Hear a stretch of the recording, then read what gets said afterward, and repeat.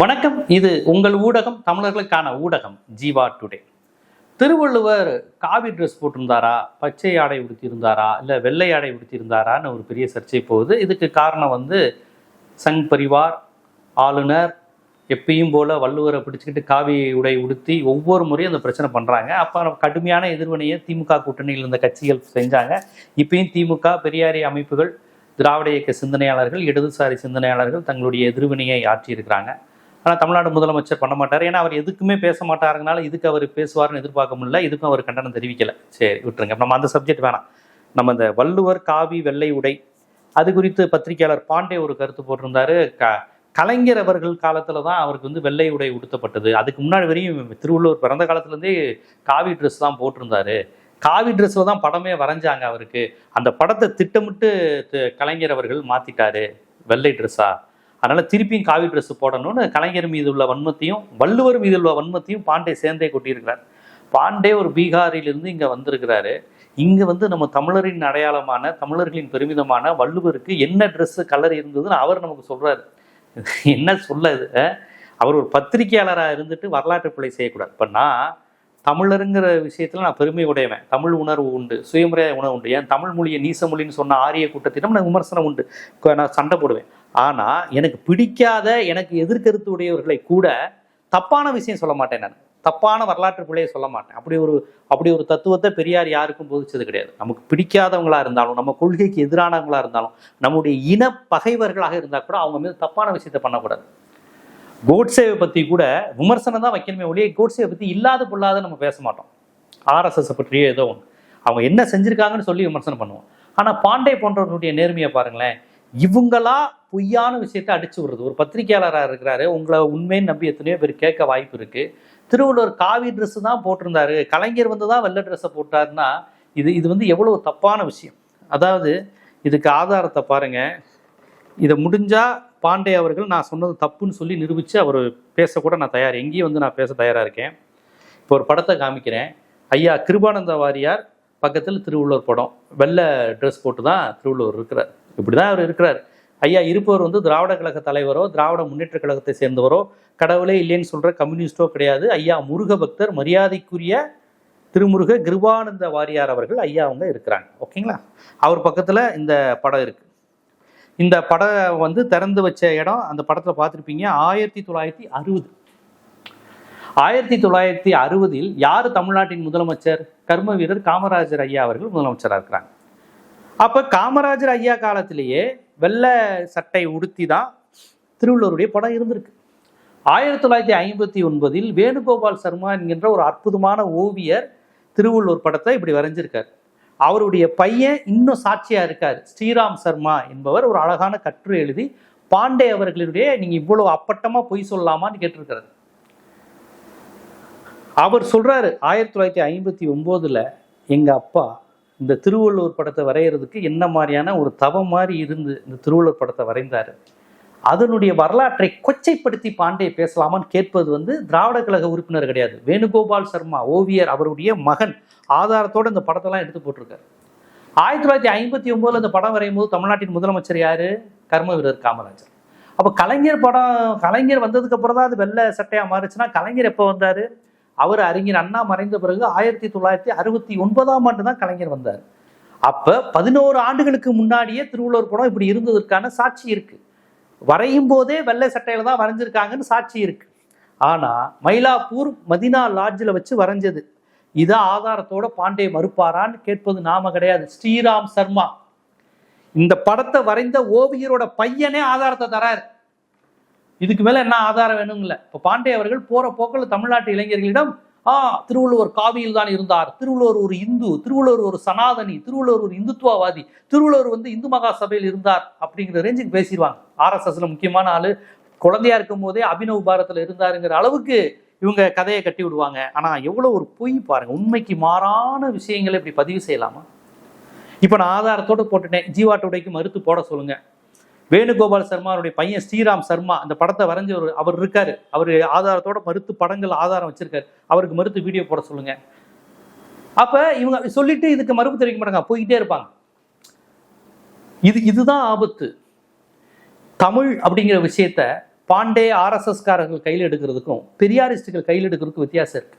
அவங்க விடுதலை எடுப்பாங்க, தமிழ் வளர்ச்சி குறித்து பேச மாட்டாங்க, தமிழில் வழிபாட்டு மொழியாக்கணும்னு பேச மாட்டாங்க, தமிழை ஆன்மீக மொழியாக்கணும்னு பேச மாட்டாங்க, தமிழை கல்வியில் முக்கியத்துவம் கொடுக்கணும்னு பேச மாட்டாங்க, தமிழை அலுவல் மொழியாக்கணும், இதெல்லாம் பேச மாட்டாங்க.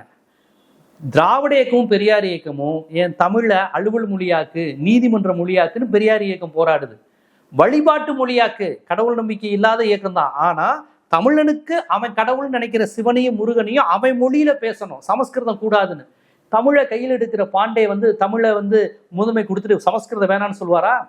சமஸ்கிருதம் தேவபாசை, தமிழ் நீச மொழி. ஆனா தமிழ் மொழியை பாராட்டுவாங்க, தமிழ் ஒரு அற்புதமான மொழி எல்லாம் சொல்லிட்டு சமஸ்கிருதத்துக்கு அங்கிட்டு தான் நீசன் பெற்றெடுத்த மொழி, சிவன் மொழி, இது முருகன் மொழி, இது எல்லாம் சொல்லுவாங்க. ஆனா தமிழ் மொழிக்கு அவங்க என்ன செஞ்சாங்க? தமிழ் மொழிக்கான அங்கீகாரம் கருவறைக்கு வெளியே தான். புரியுதுங்களா? தமிழ் நீச மொழி. சங்கராச்சாரியார் சொல்லுவார், தமிழை ஆர்எஸ்எஸ்காரர்கள் இந்துத்துவவாதிகள் கையில் எடுப்பதற்கும் தமிழை பெரியார் கையில் எடுத்தாரா, தமிழை வழிபாட்டு மொழியாக்கு, கல்வியில முதன்மை கூடு, நீதி வழக்காடு மொழியாக்கு, தமிழையும் ஆங்கிலம் ரெண்டை தவிர இந்தியும் சமஸ்கிருதம் வரக்கூடாது, இதுதான் பெரியார். ஆனா இவங்க அழகா தமிழ் கடவுள் மொழி, கடவுள் பெற்றெடுத்த மொழி, தமிழ் மாதிரி உண்டுமா, இலக்கியங்கள் உண்டுமா அப்படின்னு பரவ போவதன் மூலமாக தமிழை ஒரு தெய்வத்தன்மையிலும் கடவுள் தன்மையிலும் ஆன்மீக தன்மையிலும் வைத்து இவர்கள் நினைக்கின்ற பிம்பங்களை கட்டமைச்சுக்கிட்டே இருப்பாங்க. அதை அறிவியலுக்கு கொண்டு வர மாட்டாங்க. பெரியார் அதை அறிவியல்படுத்துவார். அதே போல தமிழருங்கிற அரசியலை ஆர்எஸ்எஸ் எப்படி கையில் எடுக்கும்? தமிழருடைய பண்பாடு பெருசு, தமிழர்கள் யாரு தெரியுமா, அப்படி இப்படின்னு திருப்பி கடவுள்கிட்ட தான் கொண்டு போவாங்க. தமிழர்கள் யாரு தெரியுமா, அந்த காலத்திலேயே அவங்க கோவில் கட்டினாங்க, அப்படி இப்படி. கோவில் கட்டின தமிழர்கள் சரி, தமிழர்கள் கோவிலுக்குள்ள கருவறைக்குள்ள போறதுக்கு நீ அனுமதிப்பியா? இதுதான் பெரியார். தமிழர் அரசியல பெரியார் எப்படி எடுப்பாரு? தமிழருடைய பொருளாதாரம் இங்கே மார்வாடிகளிடமும் மலையாளிகளிடமும் பார்ப்பனர்களிடமும் வட இந்தியர்களிடமும் மாட்டிக்கொண்டு முழிக்கின்ற தமிழர் வணிகம் எங்கே அப்படின்னு பெரியார் மாநாடு நடத்தினார் 1950. இதுதான் பெரியார் பேசுகின்ற தமிழர் அரசியல். அவங்க பேசுற தமிழர் அரசியல், ஐயோ தமிழ் மன்னன் கோவில் கட்டினா, தமிழன் கோவில் கட்டினா, கடவுளுக்கு நிகரான எல்லாம் சொல்லிட்டே கருவறையிலிருந்து வெளியே நிலுப்பான்றாங்க. அதை நியாயப்படுத்தி தமிழனையே பேச வைப்பாங்க ஆர்எஸ்எஸ் காரங்க. நாங்க எப்படிப்பா கருவறைக்குள்ள போக முடியும், அது ஐயர் அவங்களுக்கு தானே, அவங்க மதம், அது அது நம்ம முஸ்லீம் இருப்பாங்க, கிறிஸ்தவர்களை கேள்வி கேட்பீங்க. இப்படியே தான் தன்னையை இழிவுபடுத்துறாங்கிற விஷயத்தையே தெரியாம இந்த தமிழர்களையே ஆர்எஸ்எஸ் சித்தாந்தம் அவர்களுக்கு எதிராகவே பேச வைக்கும். ஆனா பெரியார் இயக்கம் தமிழர்களை சுயமரியாதையோட போய் கோவில் கருவறைக்குள்ள போய் தொடு, இது நீ கட்டின கோவில், ரத்தம் வேர்வை இருக்கிற கோவில், இது உன்னுடைய கடவுள், இந்த ஆகம விதி நீ உருவாக்குனது, நீ இல்ல, ஆரியர்களுக்கு கடவுளே கிடையாது, ஆரியர்களுக்கு கோவிலே கிடையாதுங்கிற வரலாற்று உண்மையை பேசுவதுதான் தமிழர் அரசியல். யாருடைய? பெரியாருடைய தமிழர் அரசியல். அப்ப ஒரே விஷயத்த உங்களுக்கு இந்துத்துவவாதிகள் எடுப்பதற்கும் பெரியாரியவாதிகள் எடுப்பதற்கும் வித்தியாசம் இருக்கு. இதே திருவள்ளுவரை பெரியார் எப்படி பார்த்தாரு? திருக்குறளை பெண்ணடிமைத்தனம் இருக்குன்னு விமர்சனம் வச்சார். ஆனா தமிழனுக்கு திருக்குறளை விட்டா வேற எதுவுமே இல்லடா, மற்ற எல்லா இலக்கியங்களை விட ஒப்பிட்டு பார்க்கும்போது திருக்குறள் மாதிரி உலகத்துல ஒன்றும் கிடையாது. மாநாடு நடத்தினாரு, திருக்குறள் மாநாடு அவர் நடத்திய பிறகுதான் கல்லூரிகளில் திருக்குறள் வந்துச்சு. அதுவரையும் தீக்குறளை ஓதோம்னு ஆண்டாள் கிபி 8ஆம் நூற்றாண்டுல பக்தி இலக்கிய காலத்துல பார்ப்பனர்கள் பேசினாங்க. தீக்குறள், திருக்குறள், தீக்குறள். ஏன்? அறம் பொருள் இன்பம்ங்கிற 3 தான் இருந்தது. வீடு பேரடைதல்ங்கிற அந்த கான்செப்ட் இல்ல, சொர்க்கம் நரகம்ங்கிற கான்செப்ட் திருக்குறள்ல இல்ல, அறம் பொருள் இன்பம் இருந்தது.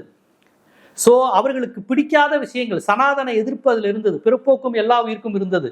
சோ இந்த மாதிரியான விஷயங்கள் இருந்ததுனால பார்ப்பனர்கள் கிபி 8ஆம் நூற்றாண்டு வரை தீக்குறளை ஓதம் தான் வச்சுக்கிட்டு இருந்தாங்க. தீக்குறளை, திருக்குறளை அரங்கேற்றினது களப்பிரர்கள் காலம். திருக்குறளை தீக்குறள் ஓதம்னு சொன்ன சனாதன மொழிங்கிறது அதுதான் ஆரியர்களுடையது. அப்ப திருக்குறளை மீண்டும் மீட்டெடுத்தது திராவிட இயக்கம், தந்தை பெரியார், குழந்தை ராவணன், வாவு சிதம்பரனார். வாவு சிதம்பரனார் திருக்குறளுக்கு உரை எழுதினாரு. அதுல கடவுள் வாழ்த்தே பிற்காலத்தில் சேர்க்கப்பட்டது, திருக்குறள்ல கடவுள் வாழ்த்து கிடையாது, பிற்காலத்தில் பிற்சேர்க்கைன்னு சொன்னது யாரு? வாவு சிதம்பரனார். கடவுள் திருக்குறளை மீட்டெடுத்தது எல்லிஸ் பாதிரியாரு, அயோத்திதாசருடைய தாத்தா. இப்படி முழுக்க முழுக்க தமிழ் உணர்வாளர்கள், தமிழர்கள், பார்ப்பன எதிர்ப்பாளர்கள்லாம் சேர்ந்துதான் திருக்குறளை மீட்டெடுத்தாங்க. இன்னைக்கு காலேஜ்லயும் பள்ளிக்கூடங்களையும் நம்ம படிக்கிற திருக்குறள்ங்கிறது தந்தை பெரியாரும் திராவிட இயக்கமும் இந்த இயக்கங்கள் பண்ணது. ஆனா இவங்க என்ன சொல்லுவாங்க? திருக்குறளை தங்கத்தட்டில் வைத்து தத்த மலம்னு பெரியார் சொல்லியிருக்காருன்னு. எங்க சொல்லியிருக்காருன்னு கேட்டா ஆதாரம் கிடையாது, எதையாவது ஒரு வாட்ஸ்அப் யூனிவர்சிட்டியில பரப்பி விடுவாங்க. திருக்குறளுடைய பெண்ணடிமைத்தனத்தை அவர் விமர்சிக்கிறாரு. அதுல நமக்கும் அதெல்லாம் உடன்பாடு. புருஷங்கால தொட்டு ஒரு பத்தினி இருந்தா நாட்டுல மழை பெய்யும் ஒரு திருக்குறள் இருக்கு. இது அறிவியலுக்கு உகந்ததா? இது ஒரு பெண்ணுக்கு உகந்ததா? பெண்ணின் சுயமரியாதைக்கு உகந்ததா? அந்த அடிப்படையில் பெரியார் அந்த குறளை விமர்சனம் பண்ணார். அது உண்மைதான். அதை விமர்சனம் பண்ணாதான் அவர் பெரியார். அவர் யாரையும் அனுசரித்து அப்பீஸ்மெண்ட் பண்ணிட்டு சலாம் போட்டுக்கிட்டு இப்படி போட்டுட்டு போகிற ஆள் கிடையாது. அவருக்கு தப்புன்னு தெரிஞ்சால் தமிழர் அரசியல் கிடையாது, இந்த அரசியல் இந்து பெண் யாரையும் பார்க்க மாட்டார். நண்பர் ராஜாஜி எல்லாரையும் விமர்சனம் பண்ணிடுவார், கலைஞர், அண்ணா, காமராஜ் எல்லாரையும் விமர்சனம் பண்ணிடுவார். அதனால திருக்குறளை அவர்தான் தமிழர்களிடம் கொண்டு சேர்த்தார், பல்கலைக்கழகங்களில் கொண்டு சேர்த்தார். தமிழ் ஆசிரியர்களுக்கு, சமஸ்கிருத ஆசிரியர்களுக்கு இணையான சம்பளம் வாங்கி தந்த போராடியது திராவிட இயக்கம், நீதி கட்சி. இதையெல்லாம் வரலாறு தெரிஞ்சுக்கணும். இதெல்லாம் தெரியாம இருக்கனுடைய விளைவு தான் இன்னைக்கு வள்ளுவருக்கு காவி சட்டையை போட்டுக்கிட்டு பீகார்ல இருந்து வந்த பாண்டே வந்து நமக்கு வகுப்பு எடுக்கிறாரு. வள்ளுவர் காவி சட்டை போட்டிருந்தாராம். இப்ப இன்னைக்கு நான் ஆதாரத்தோட சொல்லிட்டேன். கிருபானந்த வாரியார் ஆதாரத்தை எடுத்து, வேணுகோபால் சர்மா ஓவியர் படத்தை வரைந்து அவருடைய ஆதாரத்தை எடுத்து, அவர் பையன் எழுதின கட்டுரையிலிருந்து நான் இன்னைக்கு ஆதாரத்தோட சொல்லிட்டேன். ஒரு மன்னிப்பு போடுவாரா? ஐயோ திருவள்ளுவர் வந்து ஒரு தமிழ்நாட்டை சேர்ந்தவர், நான் பீகார்லேருந்து வந்துட்டேன், தெரியாதனமா சொல்லிட்டேன் அப்படின்னு போடுவாரா? போட மாட்டார். இப்ப இதே இது மங்கள் பாண்டேயை பற்றி அரைகுறையா தெரியாம நான் பேச மாட்டேன். மங்கள் பாண்டேயை பற்றி சரியான விஷயத்த விமர்சனமா வைப்பேன். தப்பா ஏதாவது சொல்லிட்டா நான் மன்னிப்பு கூட கேட்பேன். இதுல என்ன இருக்கு? அவங்க பீகார், எனக்கு எந்த மாநில மொழியும் இல்லை, எல்லா மக்களும் நமக்கு ஒண்ணுதான். சப்போஸ் அவங்களுடைய பீகாருடைய மங்கள் பாண்டேயை பத்தி நான் ஏதாவது தவறா சொல்லிட்டேன்னா மன்னிப்பு கேட்பேன். நீங்க திருவள்ளுவரை பத்தி இவ்வளவு அப்பட்டமான இது, எந்த சனாதனத்துக்கு எதிரான போராடினாரோ அந்த திருவள்ளுவருக்கு இன்னைக்கு சனாதன முத்திரைய, காவி முத்திரைய வச்சிருக்கிறாங்க. அது பொய்ன்னு சொல்றோம். 59, 69 ஆதாரத்தோட சொல்லிட்டேன். இதை மறுத்து பேச மாட்டாங்க. ஸோ ஆண்டாண்டு காலமாக திருவள்ளுவரை அவர்கள் இப்படிதான் பயன்படுத்தி இருக்கிறாங்க. தொடக்கத்தில் பரிமேலழகர்னு ஒருத்தர் வள்ளுவர் வந்து பிராமின்னு அப்படின்னு சொல்லி திட்டமிட்டு மயிலாப்பூர்ல தான் பிறந்தாருன்னு எழுதுனாங்க. நம்ம தொடக்கத்தில் அப்படிதான் பாடத்துல படிச்சிருப்போம். அதை உடைத்தது கலைஞர், ராவணன், கவிஞர் குழந்தை, இவர்கள்லாம் கையில் எடுத்து பாரதிதாசன் போன்றவர்கள்லாம் திருக்குறளை ஆய்வு செய்து அதுக்கப்புறம் உரை எழுதியதுக்கு அப்புறம் தான் அட பாவிகளா விட்டா மனுதர்மமும் திருவள்ளுவரும் ஒண்ணுங்கிற அளவுக்கு நீங்க போயிருக்கீங்களேன்னு மறுத்து எழுதுனது. இல்லைன்னா பரிமேலழகர் உரை முழுவதும் சனாதன உரை தான். திருக்குறளை அப்படியே ஒரு பிராமின் ஆக்கியிருப்பாங்க. அவர்களுடைய இது எப்படின்னா, திறமையான ஒருத்தர் இருந்தால் அவன் பிராமின் தான், பிராமின் ஆக்கிடுவாங்க. பிராமின் இல்லைன்னா கூட வரலாற்றில் பிராமின் ஆக்கிடுவாங்க. புத்தருக்கும் அப்படி ஒரு முயற்சியை பண்ணிக்கிட்டு இருக்கிறாங்க. புத்தருடைய தத்துவம் தான் மாயாவத தத்துவம், அதுதான் அத்வைத தத்துவம்னு இப்போ பேசிக்கிட்டு இருக்கிறாங்க. அவர் விஷ்ணுவோட அவதாரம்னு. அப்போ அவங்கள பொறுத்தவரையும் ஒருத்தன் புகழ்பெற்றவனாக, அறிவாளியாக, மக்களிடம் சிறந்தவனாக இருந்தால் அவனை பிராமினை ஆக்கிறது. அவர் ஒரு பறையரா இருக்க வாய்ப்பு இல்லை, நாடாரா இருக்க வாய்ப்பு இல்லை, தேவரா இருக்க வாய்ப்பு இல்லை. இருந்த அறிவாளியா இருந்தா பிராமின் தான். இப்படி ஒரு சித்திரத்தை மக்கள்கிட்ட தொடர்ந்து பதிவு செய்யறது, அதனுடைய தொடர்ச்சி தான் இன்னைக்கு பாண்டே போன்றவர்கள்லாம் நான் சொன்னா உண்மையாதான் இருக்கும்னு மக்கள்கிட்ட நம்ப வைக்கிறது. அப்ப தமிழருங்கிற அரசியலை இந்துத்துவவாதிகள் பேசினா அது தமிழருக்கு எதிரான அரசியலா தான் இருக்கும். அதை தமிழரை வச்சே பேச வைப்பாங்க. தமிழ் மொழிங்கிற அரசியலை அவங்க எடுத்தாங்கன்னா அது தமிழ் மொழிக்கு எதிரான அரசியலா இருக்கும். அவங்க வாயால சொல்லாம நம்மளையே தமிழ் நீச மொழி, சமஸ்கிருதம், தெய்வபாசன் பேசுற வரைக்கும் நம்மளை மூல செலவு பண்ணுவாங்க. ஆனால் பெரியார் தமிழ் என்று பேசினால் தமிழை கருவறைக்குள் கொண்டு செல்லும், பெண்களை தமிழில் ஆன்மீக பாடல்களை பாட வைக்கும், தமிழை அறிவியல் படுத்தும், தமிழ் படித்தவனை அரசியல் படுத்தும். இப்படியாக பெரியார் தமிழை கையாண்டார். தமிழருங்கிற அரசியலையும் வேலைவாய்ப்பு உரிமை, வணிக உரிமை, நம்மளுடைய வேலைவாய்ப்பு பறிபோகுது, வடவர் எதிர்ப்பு அப்படின்னு தமிழர் அரசியலை இப்படி மக்களுக்கான அரசியலாக கொண்டு வந்தார். இவர்கள் எல்லாம் புனிதம், கற்பிதம், ஆன்மீகம், கடவுள்னு சொல்லி தமிழர் எல்லாத்தையும் ஒன்று சேர்ந்து பிணைச்சிட்டு நீங்கெல்லாம் அப்படி தெரியுமா இப்படி தெரியுமான்னு சொல்லி கடைசிவரையும் உண்மையும் வரலாற்றையும் சொல்லாமலே மறைத்து விடுவார்கள்.